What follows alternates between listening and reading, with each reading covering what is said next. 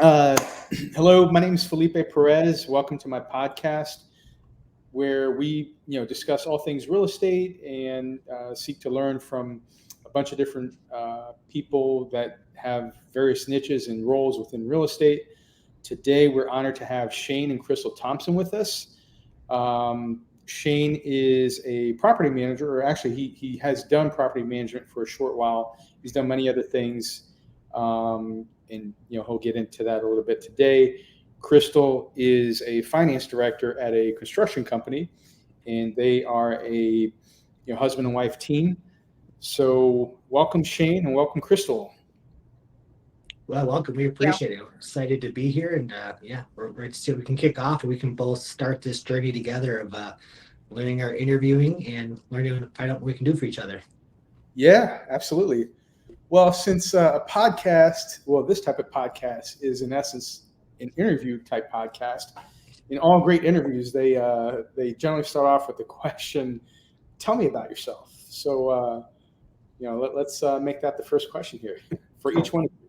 Yeah. Well, Krystal, how about you go first? Since I know me and Felipe, we connected yesterday, but Krystal, maybe you can relaunch and I'll kind of piggyback after that. Sure. Again, my name is Krystal. I am a finance director by my day job. So I work for a construction company, been doing accounting and finance for, I'm going to age myself here, about 16 years in the upper level management sector. And so we are new to real estate, super excited. It's a scary journey just because, you go from nothing that you knew before to something completely different than anybody expects you to, kind of come at them with. And so it's been awesome so far. It's been a great journey, and we're excited to keep going and moving forward and getting more and more into real estate and learning everything that we possibly can. Along the real estate lines, I'm also learning how to be a transaction coordinator and learning how to underwrite deals a little bit better. So both multifamily and single family. So any services that we can offer, as soon as I can get my TC certification, we'll be kind of branching out in that direction as well. Awesome. Well, you have been learning by osmosis by working at a construction company, so don't discount your experience there. Exactly. Well, also, I said my name is Shane Thompson, so I have a little bit of a unique background. I haven't really been focused in one avenue for more than a few years at a time, so I'm kind of multifaceted. I spent time in operations, time in sales. I spent time in construction management. I spent time in property management. I've worked on small business startups, worked on social media. I've worked on creating systems in social media. I've also worked to raise money for smaller projects. But in my current day in life, similar to Krystal, I do work in commercial construction. I am a project manager. We're based out here in Washington State, but I have managed projects nationwide, ranging from mostly commercial TIs. But I have spent my time in a lot of commercial spaces, some new development, and then even your restaurant and retail space. Krystal said we are kind of new in the real estate game, but I did start my journey a little before she did, probably about 7-8 years ago in the Denver market. And at that time, I was under the mentorship of some other creative acquisition people. So I got to learn my initial real estate footings in purely creative techniques. So seller financing, subject to, using other properties for cross collateral. We offer trips and vacations as EMD. So I've seen some pretty bizarre things. I got to spend some time dabbling and looking at acquiring a property, $18 million portfolio at that time, and looking at how to assess the property. It was a mixed use of commercial and retail. I got to look at other people doing loan sponsorship. My true first adventure was a bird dog capital raising deal. Then I flipped a house on a credit card. I don't ever recommend that, but I did play that fiery game. It did burn a little bit, but I did survive.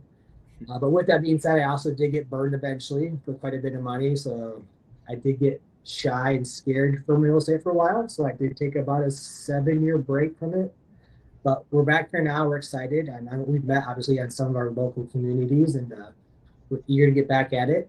I'm definitely finding myself to be in this connector role. I'm working with other people to help fund their deals if I'm not taking them down myself, and equally spending my time work to raising private capital.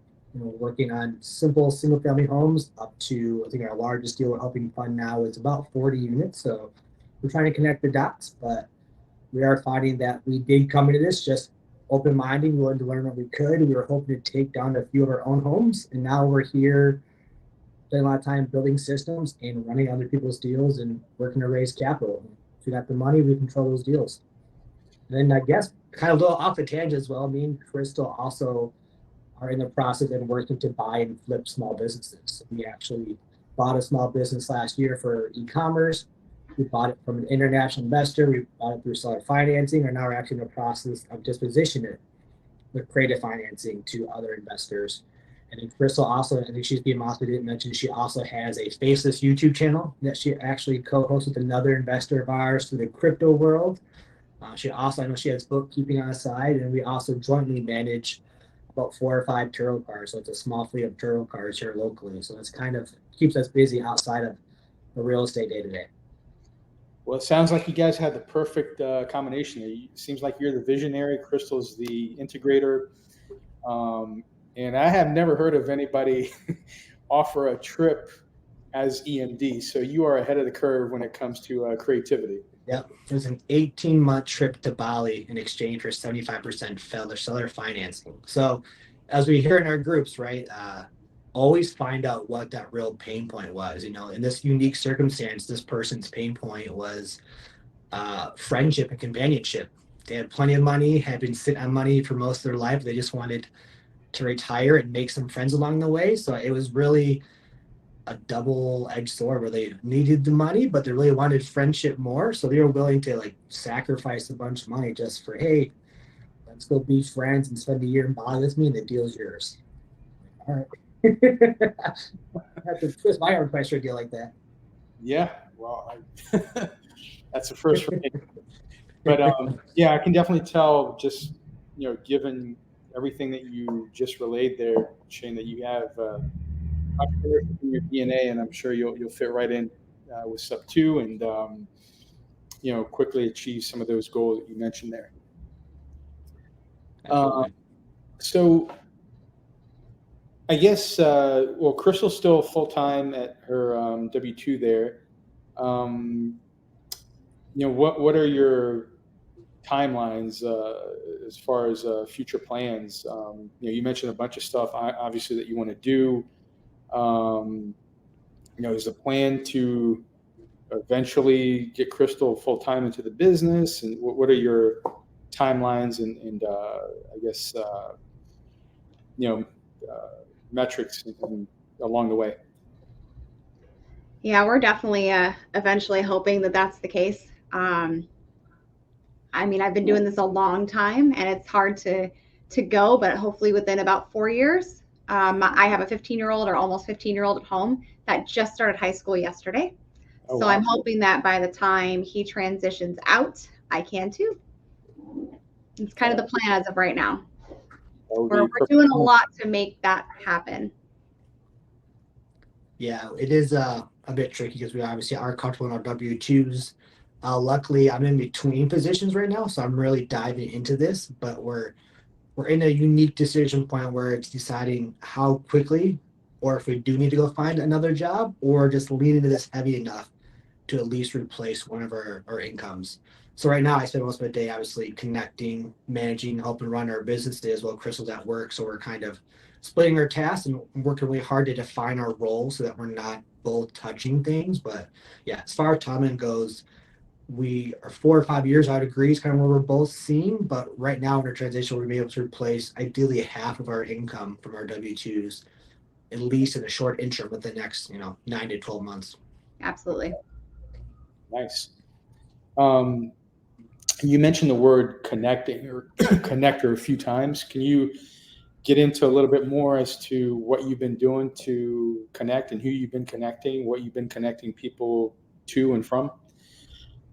Yeah, absolutely. So it's kind of been a mixture of things, right? So we've connected at our local real estate community meetups. We've connected with other subgroups in our joint meetup with Sub 2, and obviously just in the communities online, like Facebook, Discord, and Instagram. So we just been kind of reaching out, and then subsequently each one of those reach outs either leads to a new idea or new thought process, which takes me on another tangent to another maybe like open forum, which then leads me to reach out to other people, or those connections lead to another connection, which leads to another connection. And when I say connections, we're thinking of either people who have deals that they need people to buy, either help with disposition on, or people who have deals and they need private capital for. So when me and Krystal approached our real estate manager, we were too busy. We're pretty busy still, but we had no intent of being like a wholesaler. We didn't have any intent of really sourcing our own deals. We were hoping to be private money lenders, private money partners, JV deals, and then buy and hold our own. So we initially were reaching out to wholesalers in pursuit of our own interests, but we found quickly that our interest would fill up quickly, but we need a lot of people who weren't really the right fit, but the opportunity was there, but we needed to maybe help them find a way to bring money or bring another buyer. And we find quickly in real estate that people are willing to pay, or either it's an equity partnership or some kind of referral fee. They're willing to help bring the buyer and the seller all together and make that transaction go smooth. So we've been in a spot where we're kind of slowly tackling our own plate of purchases and lending deals, but we're also spending a lot of time, connecting people. So Krystal on her free time is reaching out. In my free time, I'm reaching out to either wholesalers and money, and we're just starting to bring and mirror the parties together. So we're finding that, which you're probably well aware, Felipe, is that there's plenty of deals, but never enough money. So we're really focusing hard on money and using private capital. So we are trying to either partner with people who already have money or get to other people whose network also has money. So it's like a fund to funds that we've discussed, or it's people who just got money sitting around in other physicians or other real estate investors who don't know where to do it or don't have the right to deploy them. Nice. Yeah. And when I was exploring the connector avatar, I remember Pace saying that, it's pretty broad based. It seemed like you touched more so on, helping connect wholesalers to dispositions focused wholesalers, and then also helping connect buyers to private money lenders. Maybe I didn't give it enough time, but I could never really figure out how to monetize outside of those two. Have you been able to gain any insight as to how that might come about? That one's been difficult for us to do. We've been trying to kind of figure that aspect out ourselves. A lot of what we've gathered from people we've talked to who are monetizing the connections, they basically said, have these conversations. Like, let's start one-on-one. Let's become friends. I'm going to pass you a deal. You pass me a deal, and kind of just build relationships first and then say, okay, well, here's what I have right now. I have these 5 deals. They're looking for this. We think they'd fit in with you. And they're looking exactly for what you have to offer. So what can we do to make these connections happen and to benefit all of us? And so some of the bigger things is us building our relationships with these people that we know, like on the private money side, let's build these relationships, get them, kind of on our team, and then find these other people as well that are actually doing the wholesaling and getting them kind of comfortable with us. And then saying, okay, well, if we bring you guys together, what do you say a small cut for us? Like, they have what you need, you have what they need, we're the ones connecting you guys. And so the relationship building is probably the first and most important piece, because we haven't really found, as we're so busy, we're so new, that we're just kind of throwing deals at people, and it hasn't really been super structured all the time. When it's like, okay, this person has this, and I was like, oh, I think I have somebody, and then they kind of go around behind your back and they find this person anyways, after they make this connection, and there's nothing. Like, there's no more conversations, there's no more nothing. So you kind of learn at the same time who you want to do business with and who you don't, because sometimes they're like, hey, we'll offer you a connection fee, and then they still go behind your back and you never hear from them again. I've had a few investors that have completely ghosted me, that, they went and did these deals after I connected them, even after a small conversation of, hey, if you have these, we'll give you a small fee. Not having that conversation with them before making that actual connection for those bigger deals is the biggest reason that we haven't been able to monetize as much as we want to. So I think that's important too, is you're offering a service. It may just be you made friends with this person, but you're also offering a service because you're taking the time to talk to both parties.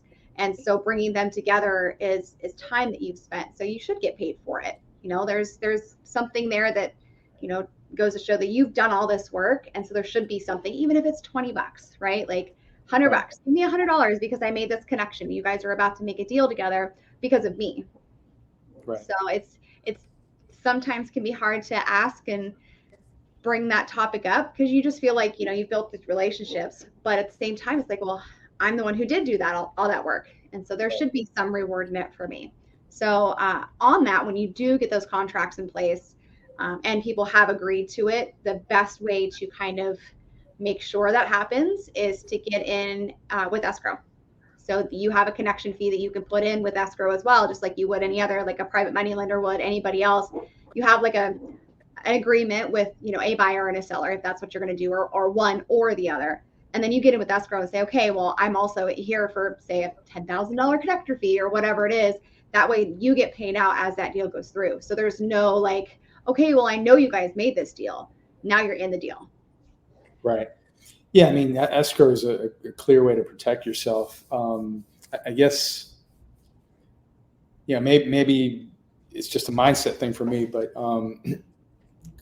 my hunch is that for you to get paid outside of, connecting to a wholesaler to a dispositions wholesaler or just connecting a PML to a buyer, it's more so based on trust and actually having contracts in place, right? Absolutely.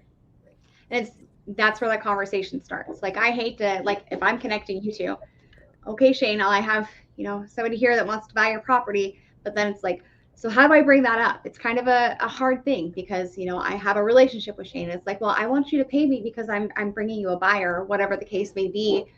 So I think that's the biggest hurdle is starting those conversations just to move on to that contract. For me, at least, I don't like asking people for money. I'm a little shy about that, especially in this and being so new. And I'm like, all right, well, a little bit of work went into this. Wouldn't hurt to kick me some money. Right. What are your thoughts, Shane? I have a little bit different perspective. I understand where Krystal's coming from, but because obviously I'm sitting around all day, so I spend a lot of time babying our relationships now. So one of the things I found is I'm willing to throw people a curveball in the beginning to see if I think they're willing to be a viable business partner. So if someone has a good sense of ethics, and I make a simple referral. So for example, we had a deal last week that me and Krystal passed on and actually lobbed it to another person that we have a connection with.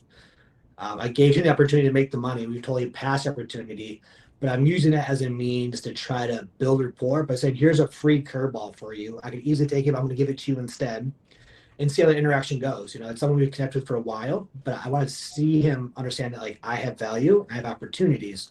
So I want to test it out on my end to see how he responds to the scenario. If he stays in touch, if he stays engaging. But if it's someone who just like wants to be very sneaky about stuff in the future, then I learn quickly in my eyes after one interaction that they're not people I want to partner with. So that's how I've been weeding out. I have no problem making the first deal as it stands now, like just pretty on the honor system, especially on these smaller value amounts, especially if it's like a small like transactional deal, say it's only a couple $1,000. I have no problem lobbing it off for someone to do and make a partnership with, and hopefully reciprocity, they'll return the favor. But it's how I'm weeding it out. But as it comes to actually asking for money, I have no problem doing that. And I'm connected with other private money lenders who have very clear rules about that. Uh-oh. Yeah, hear me? We can hear. Yeah, We can't yeah, hear you. stop. I'll try again here. Sorry about that. I had a weird connection. What's going on there? We can hear you. Go. There we go. We got you now. Sorry, looks like another call chimed in, disrupted service. But as what I was saying is, yeah, so we're looking at JV agreements or referral agreements. We actually have a contract that we watch for some other TCs use. And it's pretty loose language. You can do it per deal or we can do it per relationship. Right now, for sake of ease, we're do it structure per deal, like a JV agreement or referral agreement per deal. And I'm either structuring there's a money to be made before the connection's made, or there's money to be made at a percentage or a flat fee at close of escrow.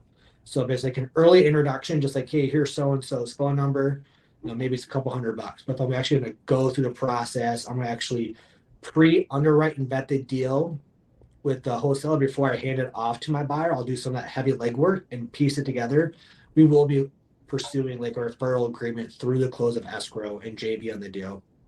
And the way I follow through with that is I'm just messaging like every day, hey, what's going on? What's the update? How'd it go?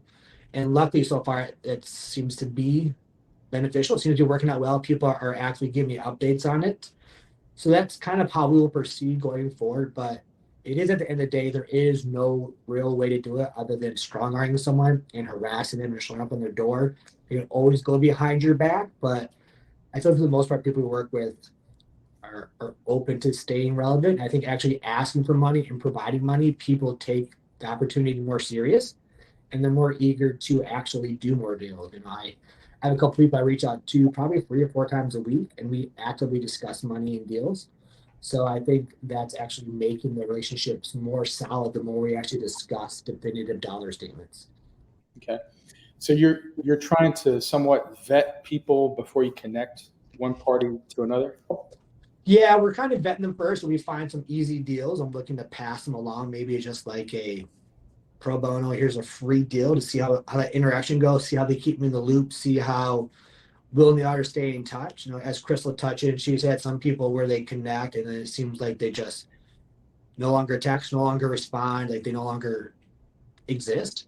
But lucky for our end, the people we've connected with, they're staying in touch and they're ready for the next deal. And that's kind of helped me vet them. Like, all right, they have a sense of moral ethic that they're willing to like be upfront about deals. So I can probably trust them to start taking them to a larger deal and trust them to start talking bigger numbers. But I have been finding just using the free one helps gain the trust without having the initial confrontation, at least at this point in the game. I will think that will change eventually as our capital pocket grows quite a bit. We will probably be disclosing up front uh, that we are looking, whether it's a flat fee or like a 1% interest in every deal, depending on the size, or like the lesser of the two evils or something. Okay. Good deal. Well, we're almost at our time here. So, I'm going to ask this question that Pace always asks in every meetup that he goes to. He asks, what do you have and what do you need? What do you guys have to offer the community, and what do you need in return that will help, push your business forward? I'll let you touch that one first, Krystal. Well, some of the things that we have to offer, obviously, like I said, we're underwriting and I'm becoming a TC. So that's going to be one thing that we definitely have to offer. I enjoy the numbers. And so I also do bookkeeping on the side. So if there's any bookkeeping help for people that need it, even if it's just setting up their books and making it real simple so that they can run with it for their business. I'm also an integrator. I like setting up systems. I like setting up processes. So from my side of things, that's anything that an integrator has to offer. I'm also putting kind of together a girl squad, if you will, of other women in the community. So I'm trying to bring as many women together to be able to do deals with as possible, whether they're partnered or not, with men or anybody else. It's just how do we make our presence known? So I'm also trying to be a connector and a good community gatherer for other people. And so just kind of bringing a voice to the women in the group who want to be out there and doing this as well. So from my end, that's kind of what I think we can bring. And then Shane, obviously we have our other aspects of things as well. Yeah, we'll touch kind of up on Krystal that too. I know that she's done a good job of connecting with some of the other leaders in the group, especially some of the women in the group are some big players who have access and who are skilled well beyond us.